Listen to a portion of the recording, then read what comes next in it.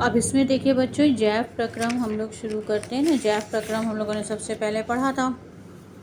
तो जैव प्रक्रम में क्या है, और ये सब आप कर चुके हैं। इसमें पोषण क्या है, इसमें श्वसन, विसरण, परिवहन, उत्सर्जन, ये सब आप लोग कर चुके हैं। ठीक है, अब आते हैं पोषण पर। पोषण क्या होता है? पोषण आपको मालूम है कि शरीर में विभिन्न क्रियाओं को सुचारू रूप से चलाने के लिए हमें ऊर्जा की आवश्यकता होती है। ये ऊर्जा कहाँ से मिलती है?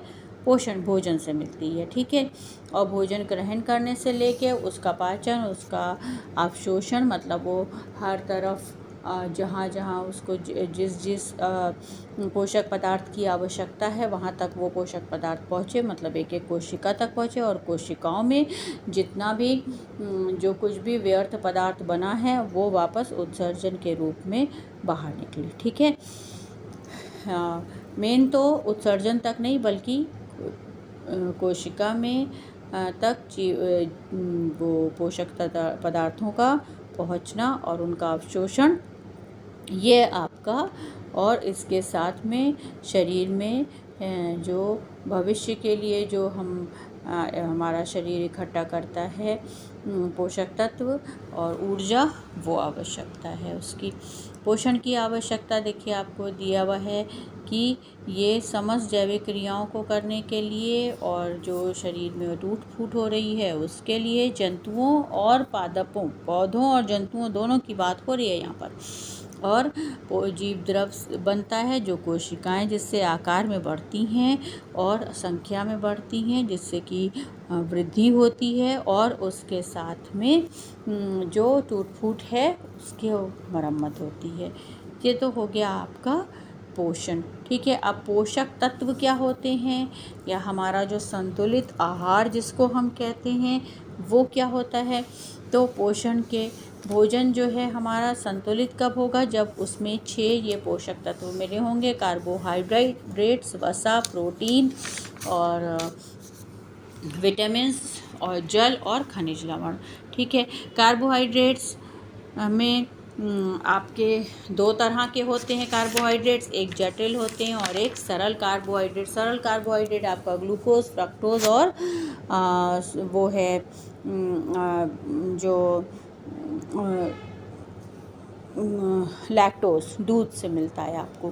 ठीक है, ये है। और ये सरल रूप में ये मिलते हैं खजूर में और चुकंदर में, गन्ने में। ठीक है, और लैक्टोज आपको दूध से मिल जाएगा। जटिल कार्बोहाइड्रेट्स जो हैं वो हमें चावल है और आलू है, मक्का है, इन सब से मिलता है। ठीक है, इसके बाद आती हैं वसाएं। वसा हमें हमारे शरीर को ऊर्जा प्रदान करती है। शरीर में अतिरिक्त भोजन जो है वो वसा के रूप में ही मिलता है, और ये जो है ये आपको, ये हमें जो जंतुओं से, ये हमें मक्खन, घी और चिकनाई, ये चर्बी के रूप में, और उसके बाद जो वनस्पति तेल हैं जैसे कि सरसों का तेल है, नारियल का तेल है, तिल का तेल है, इससे हमको मिलती है। अब इसके बाद आते हैं आपके प्रोटीन्स। प्रोटीन जो है वो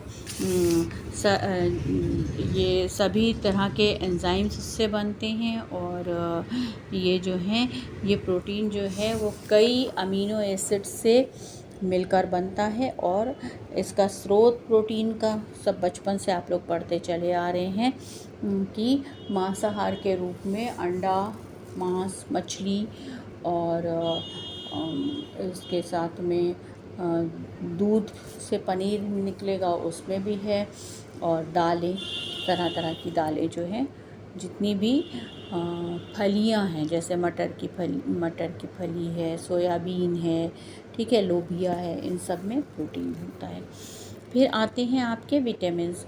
विटामिन्स जो हैं वो ये शरीर में एक तरह से हमारे प्रतिरोधक क्षमता उत्पन्न करने के लिए होते हैं, और इनसे जो रोगों से लड़ने की क्षमता हमें मिलती है। और ये जल में घुलनशील दो होते हैं और या जल में अघुलनशील होंगे।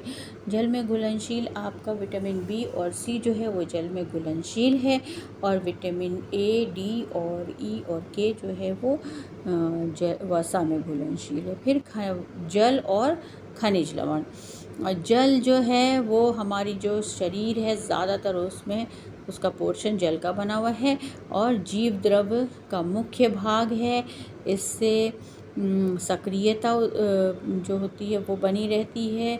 और सबसे अच्छा, क्योंकि ये ज़्यादातर चीज़ें इसमें घुल जाती हैं, इसलिए हमारे शरीर में जो है ये सभी क्रियाओं को में जल की भागीदारी होती है।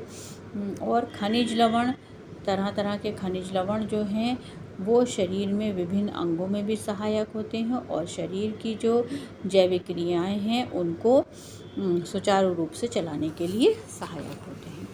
अब इसके बाद आता है आपका पोषण के प्रकार।